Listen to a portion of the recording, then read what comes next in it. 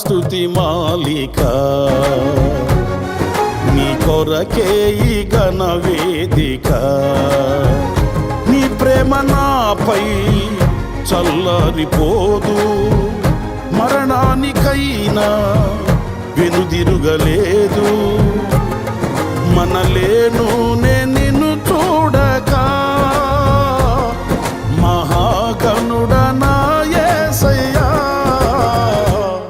నీకేగా నా స్తుతి మాలిక, నీ కొరకే ఈ ఘన వేదిక.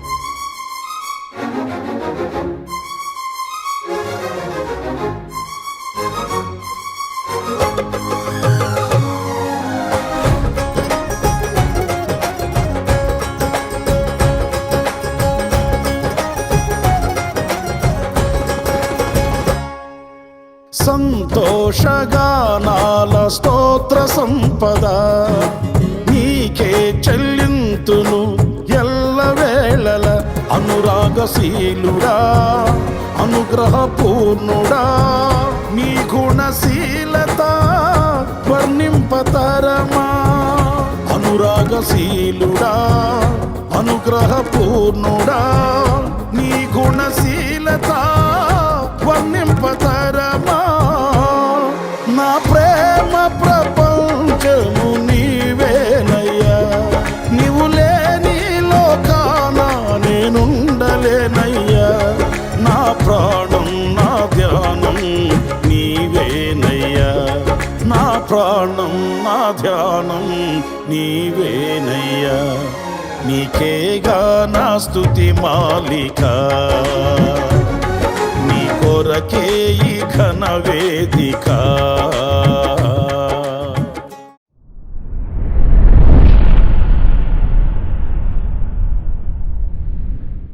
Praise the lord. ప్రభు అయిన యేసుక్రీస్తు నామంలో మీ అందరికీ హోసన్నా మినిస్ట్రీస్ తరపున హృదయపూర్వకమైన వందనాలు తెలియపరుస్తున్నాను. ప్రభు మిమ్మల్ని ఆశీర్వదించి దీవించునుగాక. పరిశుద్ధ గ్రంథంలో నుంచి ఈ పూట ఓ చక్కటి ఆశీర్వాదకరమైన మాటని మనం చదువుదాము.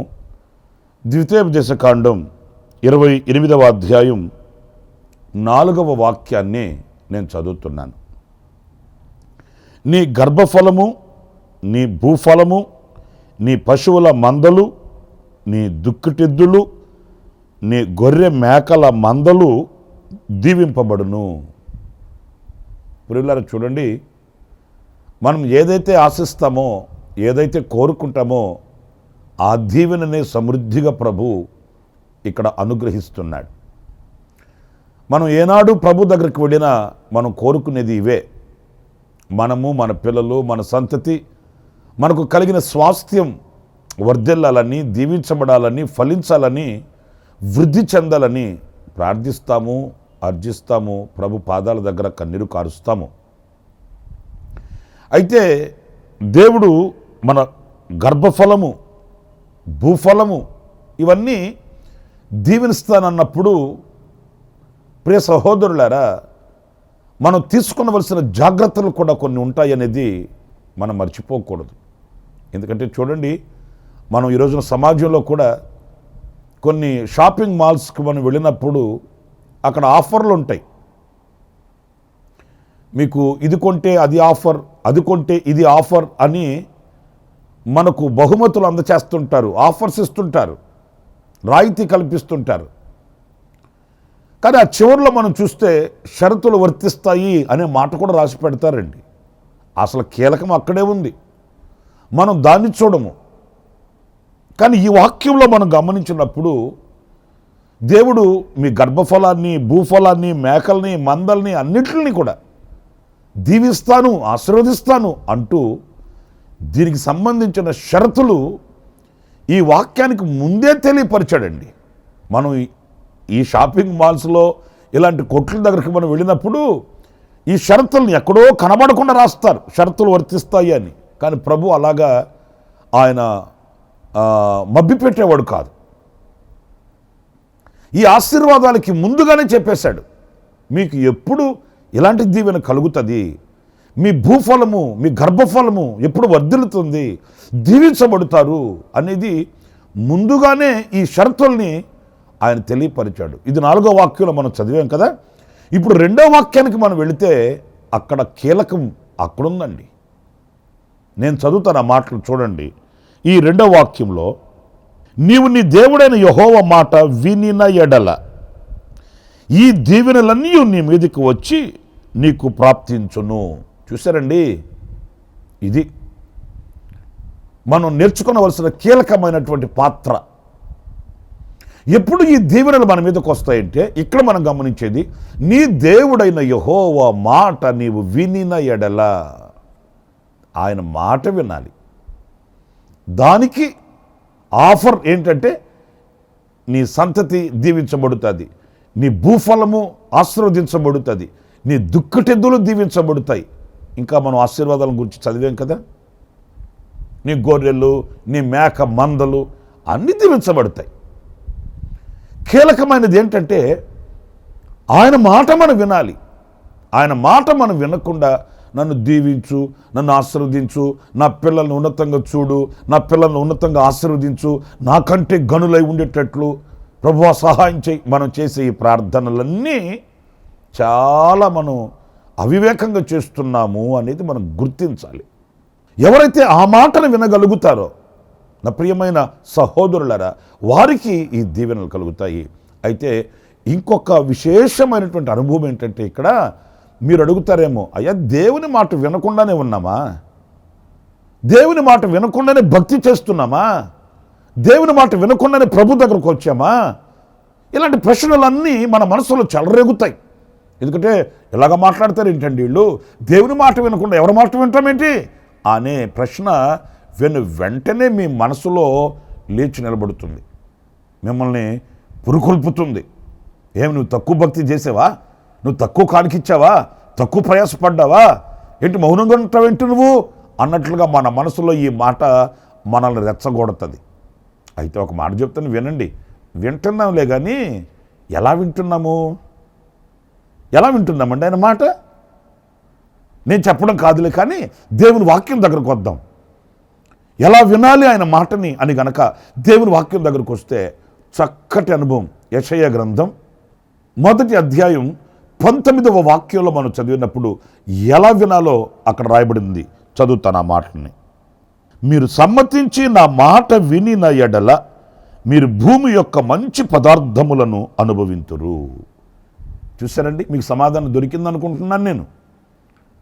ఇక్కడ మనం గమనిస్తే మీరు సమ్మతించి వినాలి నా మాట. వినడం కాదు సుమా, అందరూ వింటున్నారు, అందరూ వింటాము.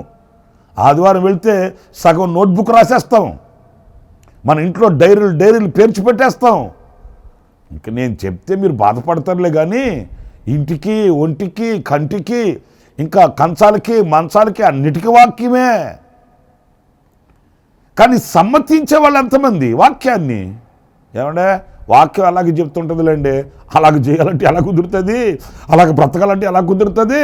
ఉప్పు కారం తినేవాళ్ళమైతే ఇదిగో ఇది మన నోట వచ్చే మాట. రేడియోలో వాక్యమే, టీవీల్లో వాక్యమే, సెల్ ఫోన్లో వాక్యమే. ఈరోజు వాక్యం లేని చోటు ఎక్కడుంది? కానీ ఆ వాక్యాన్ని విని ఆ వాక్యాన్ని సమ్మతించి అంగీకరించే వాళ్ళు ఎంతమంది? సమ్మతిస్తున్నామా ఆ వాక్యానికి? వాక్యం ఎలా చెప్తుంది, మనం అలాగే చేయాలి అని తీర్మానం ఎంతమంది తీసుకుంటున్నారు? 2 గంటలు ప్రసంగం వింటారు, ఆఖరిలో 5 నిమిషాలు ప్రార్థన చేసుకోమంటే బైబిల్ సంఖ్యలో పెట్టుకుని అడ్రస్ లేకుండా వెళ్ళిపోతారు.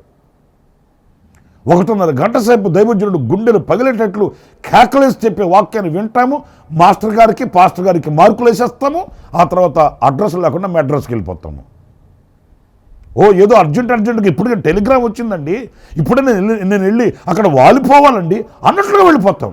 అరే, చెప్పిన వాక్యం ఎలా ఉంది, నేను ఇలాగే చేస్తాను ప్రభువా, అలాగే నేను నడుస్తానయ్యా, అలాగే నీ మాట ప్రకారమే చేస్తానయ్యా అని తీర్మానం చేసేవాళ్ళు ఎక్కడ, అని తీర్మానాలు ఎక్కడ? నా ప్రియమైన సహోదరులారా, సమ్మతించి ఆయన మాట వినాలట. మీరు పేతురు వలలు కడుక్కుంటున్నాడు, తెల్లవారుతుంది, ప్రభు అతనికి ప్రత్యక్షమయ్యాడు. ఏమన్నా చేపలు పట్టారా?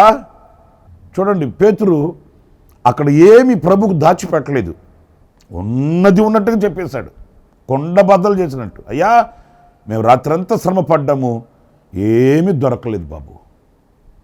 ఆయన ఏమన్నా అనుకోనివ్వండి, చేతగానోడు నెట్టున్నాడు అనుకుంటాడా, లేకపోతే సోమరోడు నెట్టున్నాడు ఇతను అనుకుంటాడా, మరోలా ఏమన్నా అనుకొని ఉన్నది ఉన్నట్లుగా చెప్పేశాడు.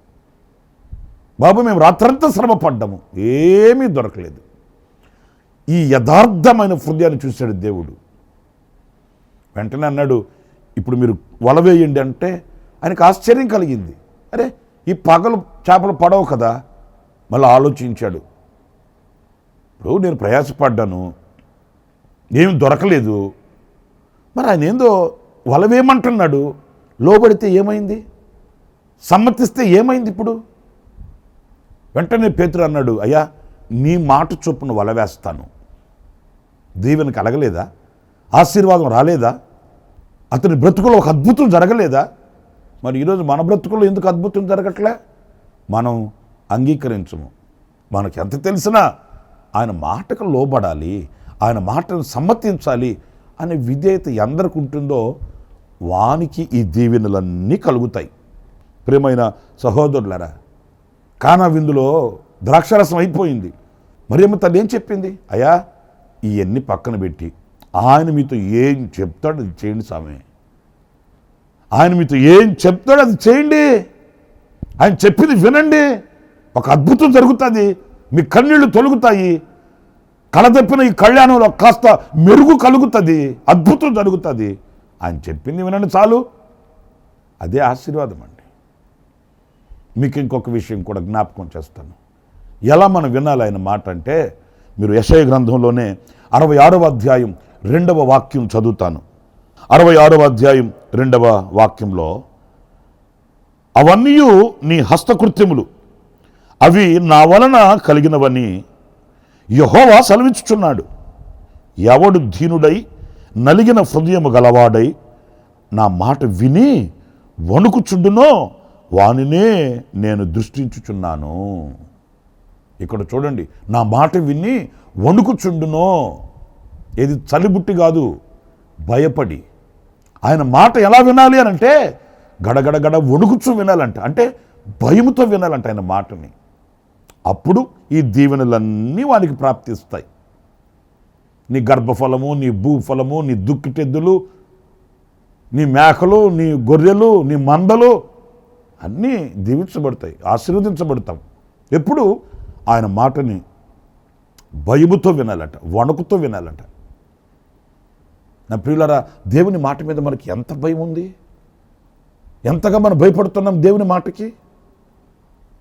వాక్యం వినేటప్పుడు సెల్ ఫోన్తో చాటింగ్ చేసుకుంటూ వింటున్నామా? దేవుని మాటలు వినేటప్పుడు కాడు చాపుకొని నిర్లక్ష్య స్వభావంతో వింటున్నామా? దేవుని మాట వినేటప్పుడు ఏదో పరధ్యాసతో వాక్యానికి ఇవ్వవలసిన విలువ ఇవ్వకుండా వింటున్నామా? ఎలా వింటున్నాము? ఆయన మాట విన్నప్పుడు గడగడగడ వణుకుతున్నామా? ప్రకటన గ్రంథంలో పద్మాసు దీవులో ఉన్న దైవజనుడైన యోహాను చూడండి, చచ్చిన వాడి వల్ల నేను పడిపోయాను అన్నాడు. అమ్మో, అంత భయం. అబ్రహాము చూడండి, విజ్ఞాపన చేసేటప్పుడు, అయ్యా ఒక్క మాట మాట్లాడినా, సాహసించి ఇంకొక్క మాట మాట్లాడినా, తెగించి ఇంకొక్క మాట, ఏంటి అంత భయం ఏంటి? నీ స్నేహితుడు కదా, నా స్నేహితుడైన అబ్రహాముకి నేను దాచేదనా అన్నాడు కదా ప్రభువు. మరి ఆ స్నేహితుడు అని చెప్పిన ప్రభుతో మాట్లాడడంలో ఎందుకు నీకు అంత భయం? అది యెహోవా వాక్, అది దేవుని మాట. దేవుని మాట వినేటప్పుడు ఆ భయము మనకు ఉండాలండి. ఇది దేవుని మాట, పుటమ వేయబడిన మాట, ఇది అగ్ని వంటి వాక్కు, ఇది 2 అంచులు కలిగిన వాడి అయినటువంటి ఖడ్గము లాంటిది. ఆ భయం మనకు ఉండాలండి. ఎప్పుడైతే దేవుని వాక్యాన్ని అంత భయముతో మనం వినగలుగుతామో, దేవుని మాటని మనం వణుకుచు భయపడుతూ, అబ్రహాం జీవిత చరిత్రలో మనకు బాగా తెలుసు. దేవుడు ఏమన్నాడు అబ్రహాముని, నీవు అమితముగా ప్రేమించుచున్న నీ ఒక్కగానొక్క కుమారుణ్ణి నీ గుండెల్లో నిండుకొని ఉన్న అతన్ని నాకు దహన బలిగా అర్పించు, నాకు కానుకగా ఇవ్వు. దేవుని మాటకి ఎంత భయపడ్డాడంటే అబ్రహాము తడువు చేయలేదండి. ఉదయముననే లేచి కత్తె కట్టెలు పనివాళ్ళని తీసుకొని కుమారుని తీసుకుని వెళ్ళిపోయాడు. దేవుని మాటకు భయపడడం అంటే ఏంటి? దేవుని మాటకు భయపడిన వ్యక్తి నిర్లక్ష్యంగా ఉండడు, ఆలస్యం చేయడు, జాప్యం చేయడు. ఏమవుతుందో, ఏం చేస్తాడంటే చేద్దాంలే అని ఉండడు. వెంటనే ఆ పని చేసి నెరవేర్చి ముగించడానికి సాహసిస్తాడు. ఆకాశ నక్షత్రాల వలె అబ్రహాం దీవించబడ్డాడంటే ఎలా దీవించబడ్డాడు? లంచం కట్టి దీవించబడ్డా? ఎలియాజరు ఏం చెప్పాడు? నా యజమానుడైన అబ్రహాముని దేవుడు యెహోవా ఆశీర్వదించాడు. యెహోవా చేత ఆశీర్వదించబడిన వాడు నా యజమానుడు, యెహోవా చేత దీవించబడిన వాడు. ఎందుకు దీవించాడు అంటే దేవుని మాటకు అంత భయపడిన వాడు అబ్రహాం. మరి మనం భయపడుతున్నామా దేవుని మాటకి? దేవుని మాట విని ఆ రీతిగా మౌనం చేయాలి అనే భయం మనకు ఉంటుందా? ఆఖరిగా మరొక మాట నేను మీకు జ్ఞాపకం చేస్తాను. అదేంటంటే మార్కు సువార్త 7వ అధ్యాయం 14వ వాక్యాన్ని చదివితే అందులో వ్రాయబడిన మాట, అప్పుడు ఆయన జనసమూహమును మరలా తన యొద్దకు పిలిచి, మీరందరూ నా మాట విని గ్రహించుడి. గ్రహించాలండి. విన్న వాక్యాన్ని గ్రహించి అందులోని విషయాలు చెప్పే వాళ్ళని వేళ మీద మేము లెక్క పెట్టవచ్చు. ఆ వాక్యం యొక్క లోతు ఏంటి, ఆ వాక్యం యొక్క అర్థం ఏంటి, దానిలో ఉన్న దైవ సంకల్పం ఏంటి, దేవుని చిత్తం ఏంటి, ఇవన్నీ గ్రహించాలి, విని గ్రహించాలి. ఈ నా శరీరము తిని ఈ నా రక్తం త్రాగువాడు నిత్య జీవము గలవాడు అవుతాడని ప్రభు చెప్తే ఆ మాట వాళ్ళకి ఎక్కింది కిక్కు. ఏంటినా నా శరీరం తిని నా రక్తం త్రాగు అంటాడేంటి? మనల్ని రాక్షసులు అనుకున్నాడు ఏంటినా? మనల్ని ఏంటి చిన్నచూపు చూస్తున్నాడు? రక్తం దాగి మనుషుల మాంసాన్ని తినేవాళ్ళలాగా అనుకున్నాడా మనల్ని? ఎందుకు మన మీద ఆయనకి ఇంత చిన్న చూపు? నేను మొదటి నుంచే గమనిస్తున్నా. మనమంటే ఈయన ఏదో కొంచెం చిన్న చూపు చూస్తున్నాడు రా బాబా, నేను చెప్తానే ఉన్నా, మీకు అర్థమై చావలా. ఏంట్రా ఈ మాటలేంట్రా అని ఒకరినొకరు మాట్లాడుకొని వెళ్ళిపోయారట. ఏమనాలండి వాళ్ళని? ఆయన చెప్పింది ఏంటి, వీళ్ళు అనుకున్నది ఏంటి? లేదు, గ్రహించే మనసు లేదు. ఏం చెప్తున్నాడు ఆయన? ఆయన శరీరం తిని ఆయన రక్తం త్రాగువాడు నిత్య జీవం కావాలంటే మనం ఈయన శరీరంలా మార్చబడాలనా? ఓకే, ఈయన రక్తంలాగా మనం మార్చబడాలనా? ఈయన రక్తాన్ని మనం పానం చేయాలంటే ఆ రక్తాన్ని మనం అంత ఆలోచించే అంత జ్ఞానం లేదు, ఆవేశం. ఆయన చెప్పిన మాట వాళ్ళకి భారం అనిపించిందంట, తిరిగి వెళ్ళిపోయారట. ఇక ఎన్నటికీ వారు ఆయన వెంబడించలేదంటండి. ఎంత దుర్లభమైన పరిస్థితి చూడండి. ఆయన వాళ్ళని తిట్టింది లేదు, కొట్టింది లేదు, హింసించింది లేదు, వేధించింది లేదు, బాధ పెట్టింది లేదు. సత్యాన్ని చెప్తే సహవాసాన్ని పటాపంచలు చేసుకున్నారండి వీళ్ళు. ఉన్న విషయం చెప్తే కక్ష పెంచుకున్నారండి. వాస్తవం చెప్తే వీళ్ళు వాపోతున్నారండి. అరే బాబు, ఇలా కాదు, ఇలా చేయాలి, ఇలా కాదు, అలా ఉండాలి, అలా కాదు, ఇలా నడవాలంటే ఏమండి మేమే కనపడ్డామంటండి, ఇంకెవడు కనపడ్డా? ఒకరితో మనకేంటి? ఏమండి ఇలా మాట్లాడతారేంటండి? ఇంకెవరికి చెప్పరా? మీరు మాతోనే చెప్పాలనా? సరే, ఇంకొకరితో చెప్పామనుకో, ఆయన వాళ్ళతోనే చెప్తాడండి, మాకెందుకు చెప్తాడు? చెప్తే ఒక తంట, చెప్పకపోతే ఒక తంట. నా ప్రియ సహోదరులారా, బాధాకరమైన విషయం. వెళ్ళిపోయారట, వద్దురా మనకు, వెళ్ళిపోయారు. ఒకవేళ వాళ్ళని కనబడితే వాళ్ళని అడిగే మనకు ఎందుకు వచ్చేసారండి అని వాళ్ళు అంటారు. ఆయన ఏంది, ఆయన రక్త మాంసాలు తినమంటున్నాడు? ఆయన రక్తాన్ని మేము తాగేదేంటి? ఆయన శరీరాన్ని మేము తినేదేంటి? సరే అర్థం కాలేదు ప్రభువా, నాకు ఈ మాట అర్థం కాలేదు, నీ రక్తాన్ని తాగి నీ మాంసాన్ని అంటే ఏంటి ప్రభువా అని అడుగుంటూ చెప్తాడు కదా ఆయన. అంత ఆవేశం ఏంటి? ఆవేశంతో నిర్ణయాలు ఏంటి? ఎవరికి లాస్, ఎవరికి నష్టం? ఆయనకు వేరే ఇండి ఫలించగలమా? ఆయనకు వేరే ఇండి దీవించబడగలమా?